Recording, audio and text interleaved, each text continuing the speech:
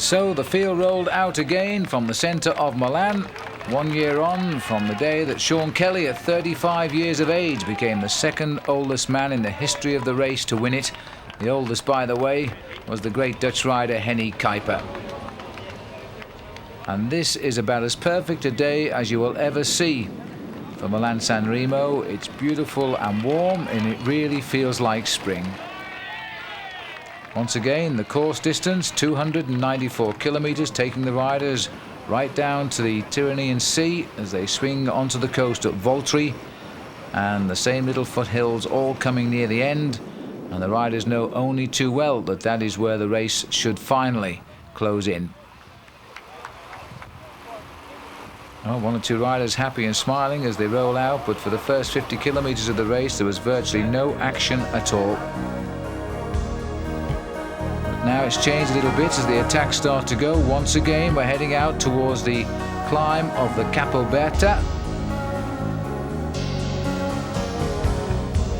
And it looks as though we've got two riders trying to start the action for what is still a very large group indeed.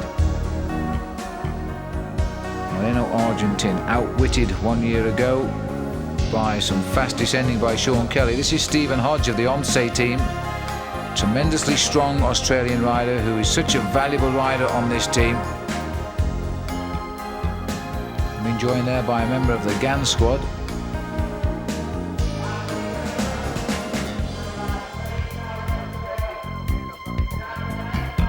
Stephen Hodge and Neil Stevens, and the two riders who race on the Onse team. And this is Christophe Capel of the GAN team, and they could do with a bit of a result as well, but Hodgie now giving it all he can as he climbs with great confidence. And Capel of the GAN team. And the bunch are right there. They're coming up very, very rapidly indeed now on this attack by the two riders.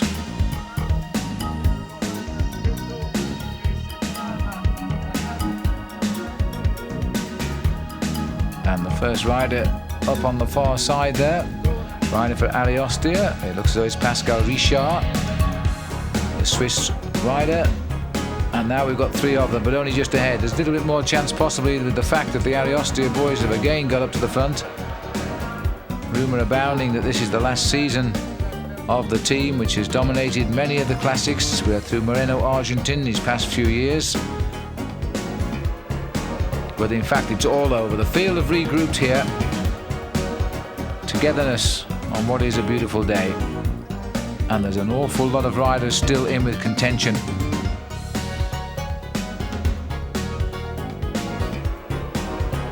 Up towards the top of the Capoberta climb, as they're trying desperately to clear here the following cars.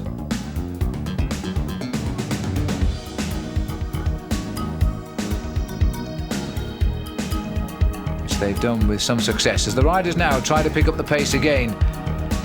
Well, it's telling us we're all together, but as you can see, there's a break trying to get away here. Four of them on the front. Still a lot of head searching to see if it's worth pushing on with the attack.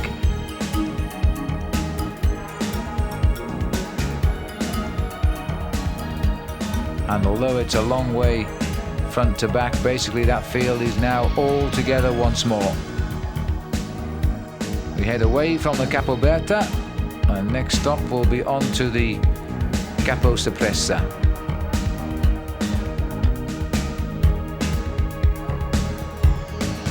Well, last year we saw all of the work of the Austria team, which came to nothing, and once more they're trying to get men back up to the front.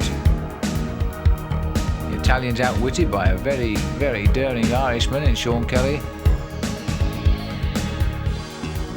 But a new season, and Sean Kelly, of course, now 36 years of age. How much longer can he ride at the top four?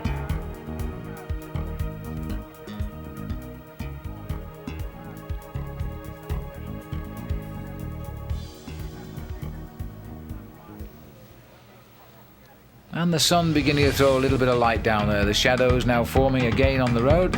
35 kilometres to go. The field remain all together. 2 Italian victories in the last 3 years. with Bugno and with Claudio Chiappucci, and Bugno is the current world champion for the second season. The riders now begin to force the pace once more on the climb. The pace being forced up there by the Once team, Miguel Martinez. Trying to pave the way a little bit perhaps, and also doing the hard work here for the Alicostia is Pascal Richard again. Very, very good rider, Richard. There's the world champion, Gianni Bugno, not too far away now with his Gatorade team. Bugno moving smoothly. He's never really delivered the big results since he's won both of his World Road Race titles. But that so often befalls the current world champion. It's very difficult to win once you pull on that leader's or that world champion's arc-en-ciel, the rainbow jersey. Bugno holding the race near the front now. The man that once set the record in Milan-San Remo with a great lone victory. That was when he was on the Chateau Dax team. Now he rides for Gatorade, but they're said to be pulling out of the sport as well. As they continue to set the pace here in a big way at the moment, and the rider who's doing it is Giovanni Fidanza. He's a very good rider, Fidanza. Great domestique for the team and can slip away into moves that sometimes result in a nice win. But it looks today as though he's been told by Bugno to go to the front and keep this race at high speed. In fact, the speed has rarely dropped below the 50 km/h for the last couple of hours.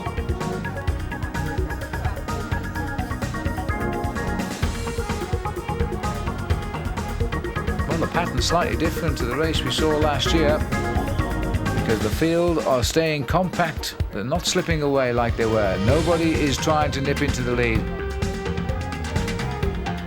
You see the outside line moving rapidly up as we go up the inside. The rider's now looking for the suppressor, which isn't too far away. And surely this warm weather is going to inspire somebody to launch an attack.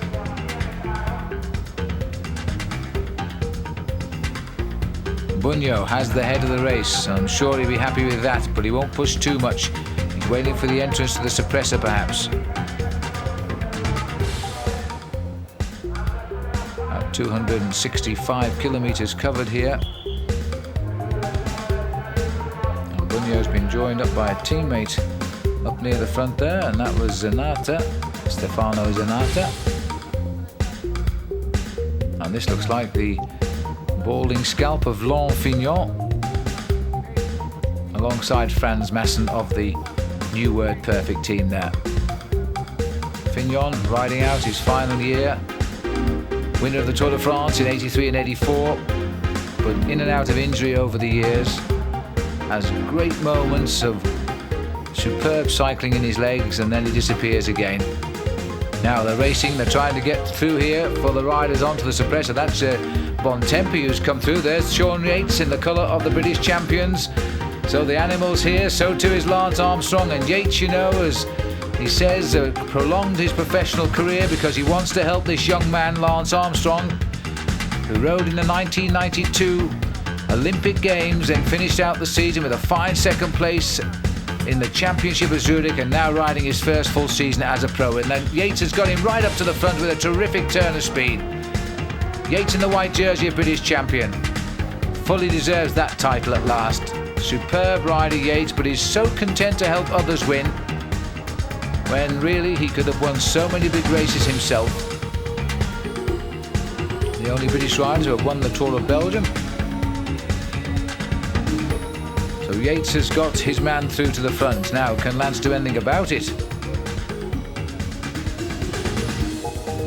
Castorama rider there is Laurent Brochard with the flowing locks just in front of our camera now. As Armstrong steps on the gas a little bit.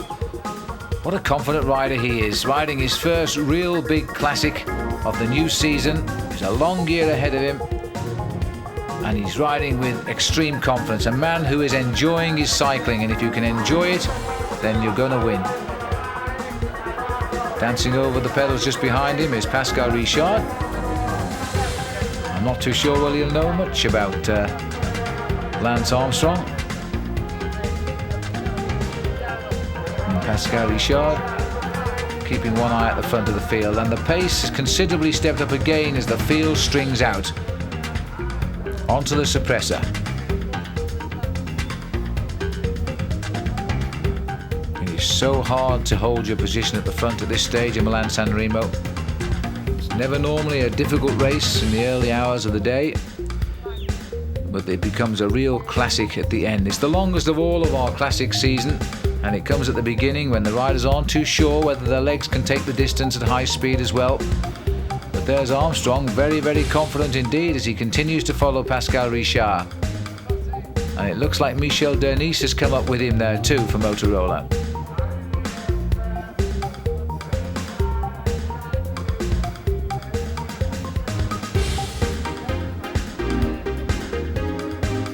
And the strong and powerful legs here of Miguel Martinez.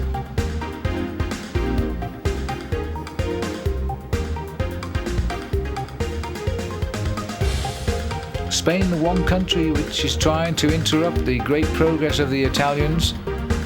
The French, the Dutch are not having the same impression at all. And it looks to me as though, in fact, Martinez, you may have caught the sight of the bit of blood on his elbow there, so he's been involved in an earlier crash.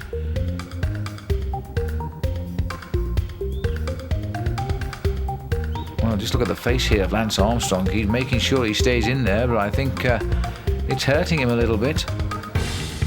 Holding tight formation as they climb up towards the top of the suppressor.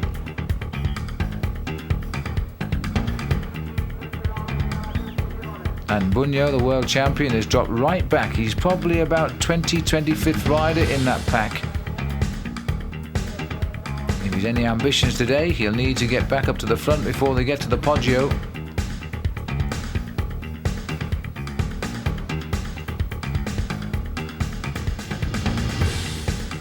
First man to go back-to-back in the World Championship since the great days of the flying Rick van Looy, a great sprinter from Belgium.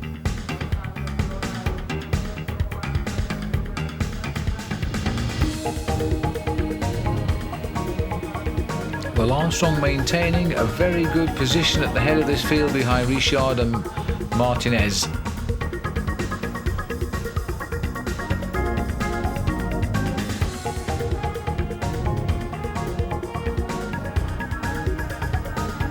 Little Miguel slips it up another gear as they flip towards the top of the climb, and an attack coming up on the outside of the road here.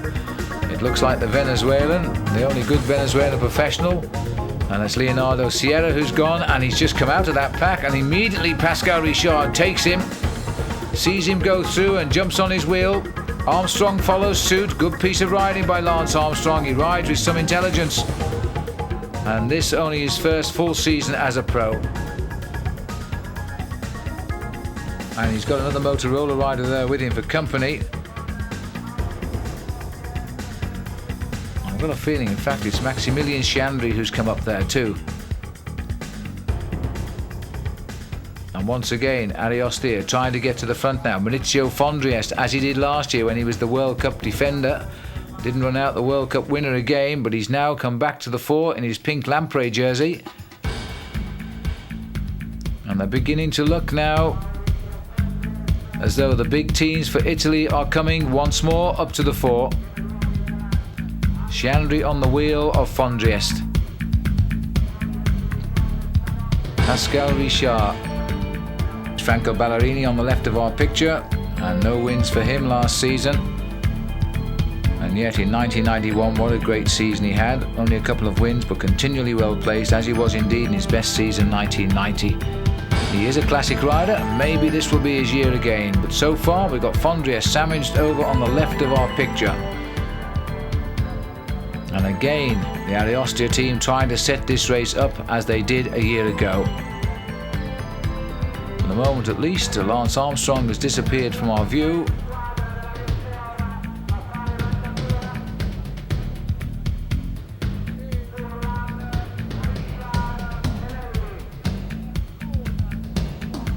Three riders from Arioste. Fondriest there in 5th place. Maximilian Chiandri just behind him, marking him well. And this is Massimiliano Lelli now setting the pace for Austria, but they're a little bit like a team with no head, the Austria boys, now that they've lost Moreno Argentin to the new Meccaia team. David Cassani or Bruno Kengialta, but they're not the big names that we've come to expect to win the Classics. Giorgio Furlan perhaps. But Argentin is in this race now in a very different race strip. He's now in the blue jersey. And it's not one of these at the front, because the blue jersey of the Carrera rider is Guido Bontempi, followed by Fondriest. Armstrong is still there, willing to answer the challenges. He tries to grab the wheel of Fondriest. And once again, this long pull by Bontempi has stretched the field out.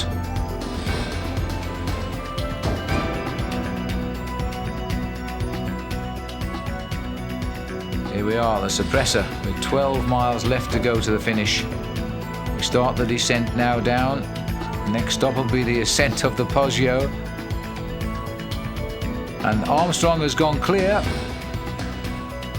Well, sort of gone clear. He had to brake pretty sharply for what is a notorious bend there, but he attacked before the bend in the attempt to get clear, I think. And of course, Lance doesn't know this course like the others do.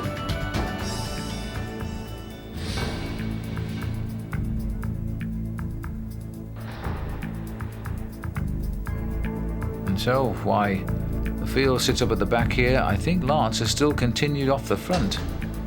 There he is, the lone rider in the lead, Lance Armstrong from the United States. Had a very disappointing Olympic Games. He stayed amateur for the Olympic Games in Barcelona in 1992, but Motorola by then had already promised him a professional contract as soon as the Olympic Games were over, but he was so disappointed on that very hot day in Spain, and he did not come up with the goods, and he sets himself very high standards, but I think he'll have forgotten all about that now. He had a great end of term as a professional, and as you can see, he's enjoying new life in the peloton of the pros. Just look at him go now. And this is a very serious move by Lance Armstrong. He knows he's got some strong teammates back there, including Max Chiandri, that should they bring back Armstrong, there's always the chance that Chiandri could handle himself in the sprint finish and Motorola could get the victory.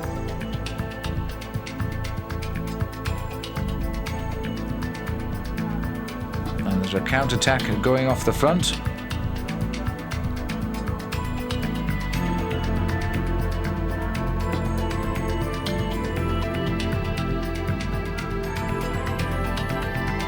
Well, in fact, news has reached us that Miguel Indurain and indeed Argentin have both punctured on the climb of the Suppressor and are now behind the race. I'm not sure that Indurain will worry too much. He's not the sort of classic rider that we've come to expect big rides in Milan-San Remo from him, but Argentin will be particularly upset. He doesn't seem to have too much luck in this race, does he? And Armstrong also now being swept up by the head of this main field.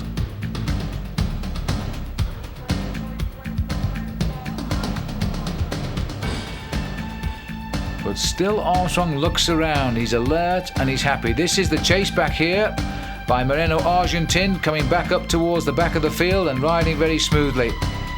Our first chance to see the new colours of the Meccaia team.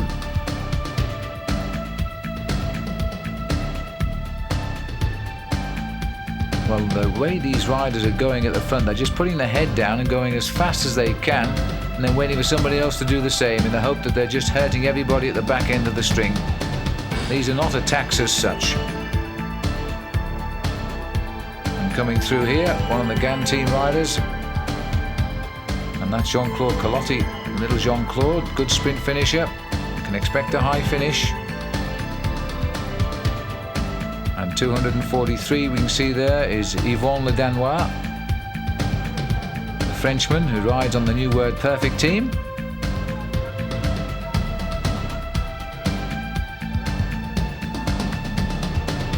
Thinning out a bit, that lead bunch, but nobody able to crack it. But this constant attacking at the front should give us a great climb of the Poggio.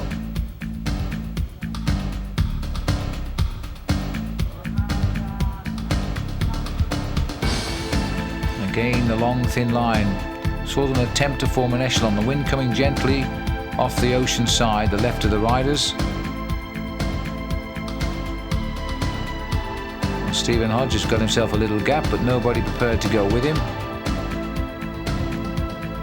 The great Australian rider speaks Spanish now, joining the Once team. And Johan Museu, now there's an interesting name to conjure with, and Shandry's got his wheel as well. The world champion, Gianni Bugno, is coming back into the thick of the action. Raul Alcala, 241. Well, a year ago, he was in the thick of the action, very much so at this stage of the race.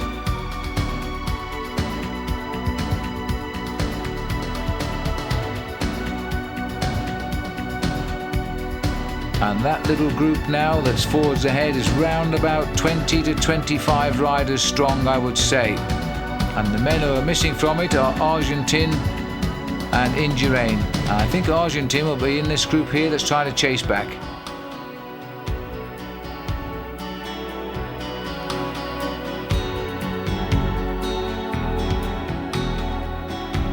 Stephen Hodge continuing to set the pressure, but he should take a look over his shoulder because he has quite a lot of riders for company just now.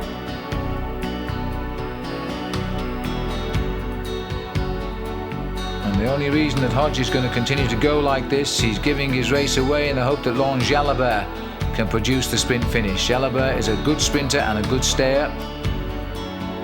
And judging by the way that Stephen is riding, we must presume that Jalabert is now in that lead group.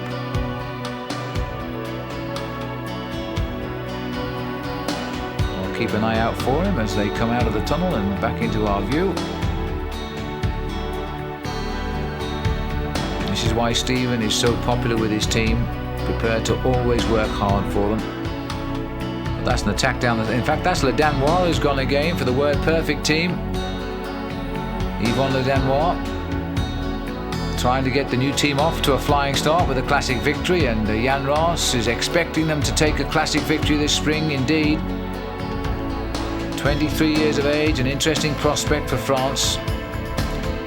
One of the few Frenchmen who rides on a foreign team, but they're on him straight away. The Danois had really very little approach there as we head towards the Poggio now.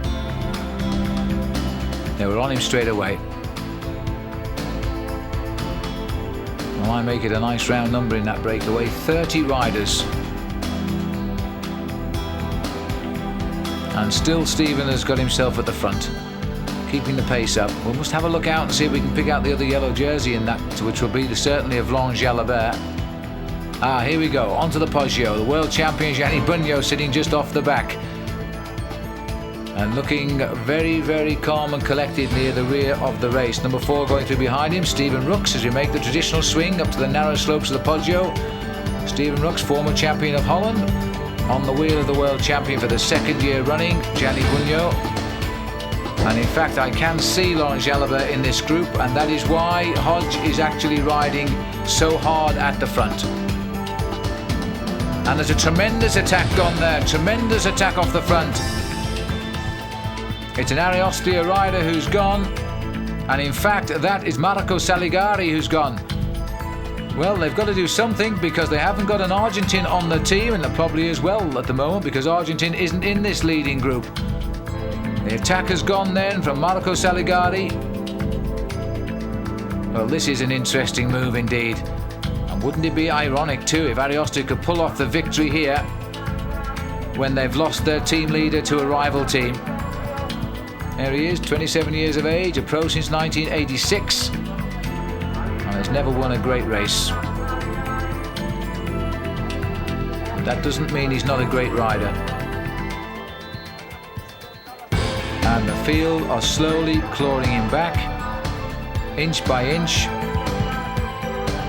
He made the move, he got the gap, but I think it's coming down again. Not only coming down, but come down, and this is Luke Roustan who's gone for Lotto. A good time to attack because he hopes that they're tired. But Roustan has gone, Pascal Richard has got his wheel. He's done some work today, Richard, in trying to control this race. And then rely on one of the team sprinters, maybe. But anyway, it's all come nicely back together once more. And now we've got a rider from the class team going. They've got to keep on trying if they're going to go places, and this rider who is attacked right now is Inaki Gaston.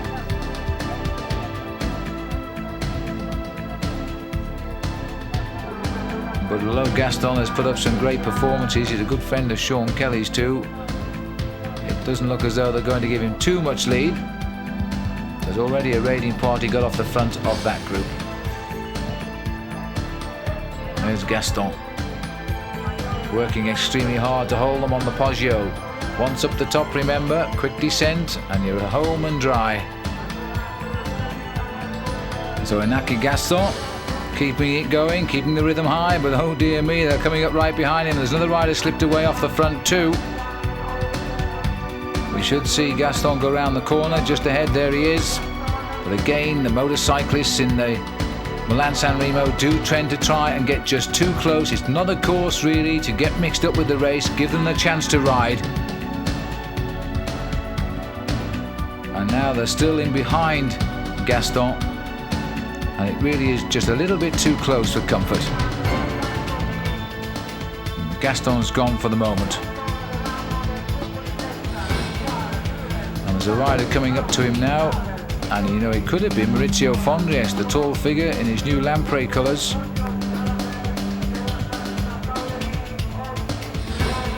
And again the Once riders massing at the front.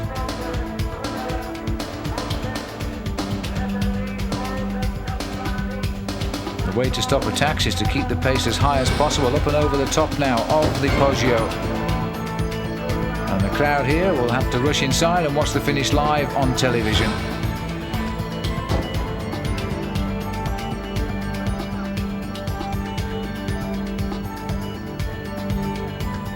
And the motorcyclists there doing very well to slip through. Now what is a perfectly straight line. And just the one rider chasing the one rider.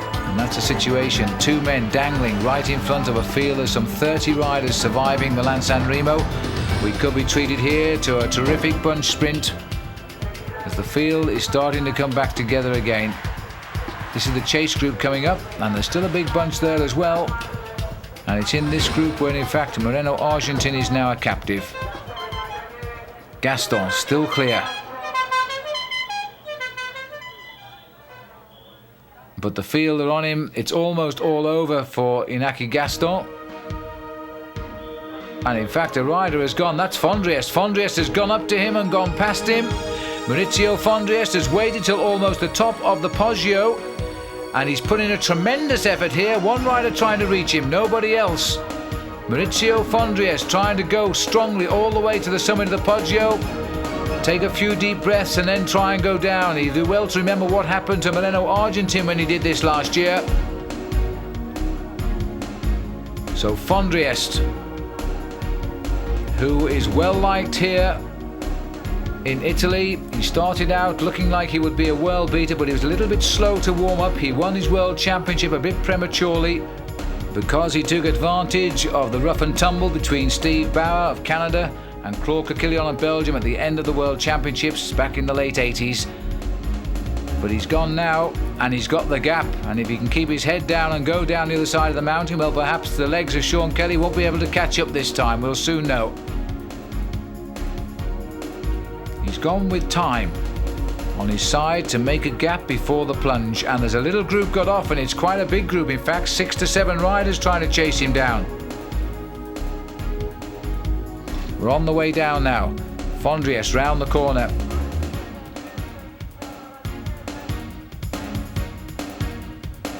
And the motorbikes will give the game away. That will locate him for the chasing group as they start the long plunge. Fondriest just straightening up before he clips that wall as he starts to go down. It looked to me to be about half a dozen chasers in that group, and we'll try and have a look who they are as soon as they come back into our shot. I don't suppose Fondriest will be worrying too much as long as they don't catch up. 5 victories already in 1993 for Maurizio Fondriest. He's had a marvellous start to the season. He's clearly got the form. And he's now about to prove it in front of the Italian Tifosi. There are indeed 6 riders in that group. And Laurent Jalabert is leading them. So all of the hard work of Stephen Hodge, and he's got Jalabert now into the group, and one man is about to spoil a perfect day unless he gets on terms. Second rider in that line, as he was a year ago, Rolf Sorensen. And Sorensen up there too. I think Franco Ballerini for the GBMG boys is there.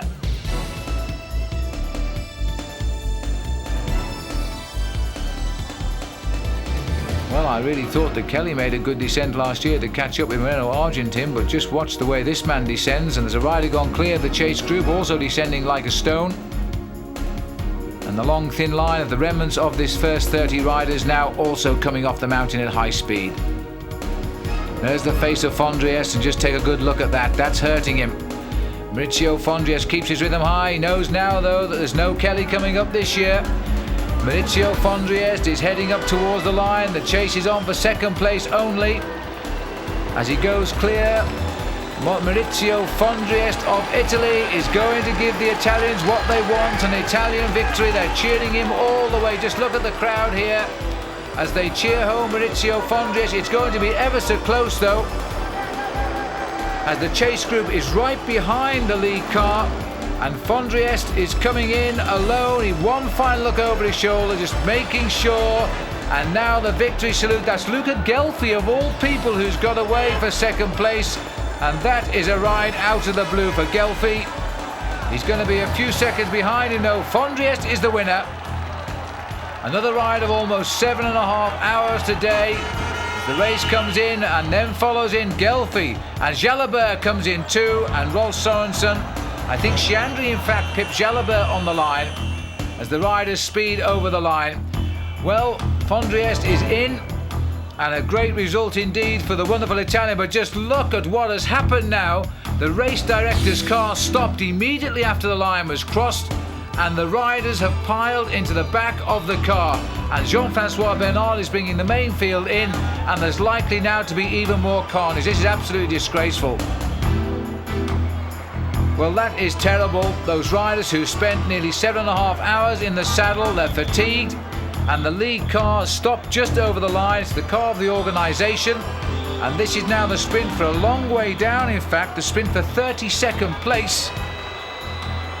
And the people here trying desperately to stop riders piling in one after the other into the back of the car, which is parked just below our camera. We can't see this, but I can tell you that one of the principal victims of this crash is Jean-Claude Colotti, the GAN rider, who is reportedly unconscious and has hurt his knee quite badly. Well, that is a disgrace, and I'm quite sure that the world body, the Union Cycliste Internationale, are going to ask a lot of questions. As we say goodbye to you on this occasion from the Milan-San Remo, though, with an Italian victory, Maurizio Fondriest.